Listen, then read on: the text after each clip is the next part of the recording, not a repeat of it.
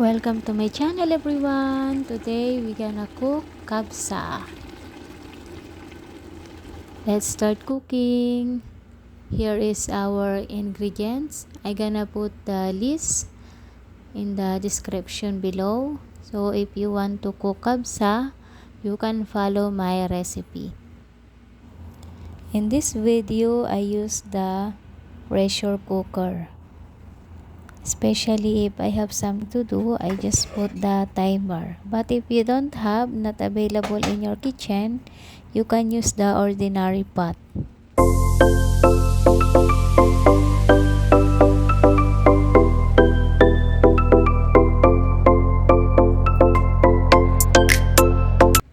Okay, now let's begin. We're gonna put the cooking oil, vegetable oil, and what oil you can use. Sometimes we use ghee here in Saudi Arabia because this is Arabic food. And then we're gonna add chopped onions, 3 pieces only, medium size. But more onions is more tasty, the kabsa. Then I add 1 tablespoon of minced garlic and 1 tablespoon of minced ginger, so it's more tasty. Then I add the cinnamon stick, the bay leaves, the cardamon seeds, the cloves, what else I put, the black lemon, and then I mix it up together until the aroma comes up. And then after that, we're gonna add the chopped tomatoes, these 2 pieces only, and I keep stirring until the tomatoes turns soft.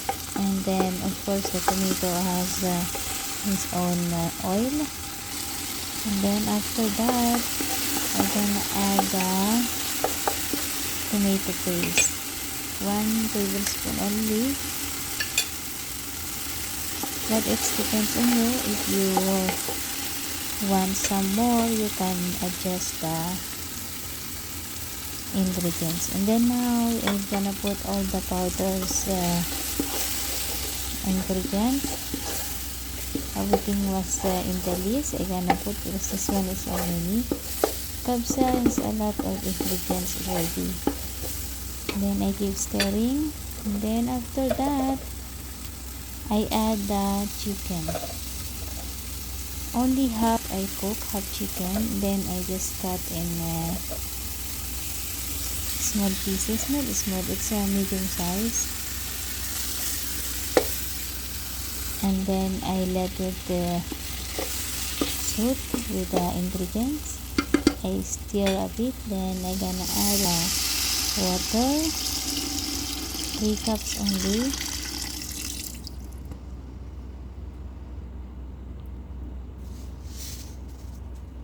And I add the salt and the pepper, of course, for tasting. I stir a bit, and after this I put the cover and cook for 30 minutes.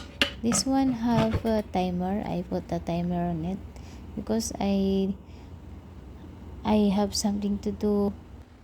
And I add some carrots. This is optional. Some people, if they are cooking kabsa, they put potatoes, carrots, some is eggs. It depends on their choice. Okay, and then now you can see the rice. I soak that for 30 minutes.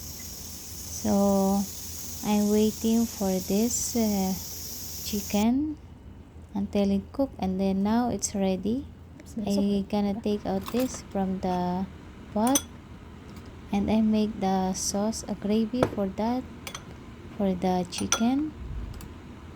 1 tablespoon of tomato paste and oil, a bit of oil, and the sauce from the kabsa, and I gonna spread it into the chicken.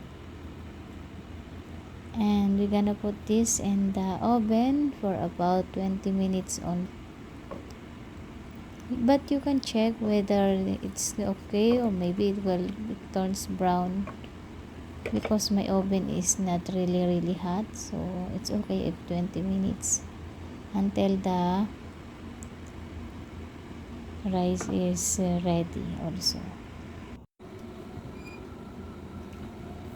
Then I boiled some water for our rice and pour in to our pot.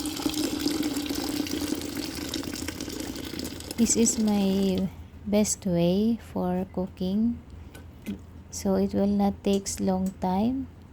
And then I add the bell pepper for our rice, and then I add some salt because I put a while ago is just a little for the chicken. And then now when you see the water is like this boiling, then that is the time you can add the rice and stir it until it's boiling and cook. As you can see, it's turns yellow, the rice, and it's like this while cooking. And after 20 minutes it's done, and here is our kabsa. Thank you for watching.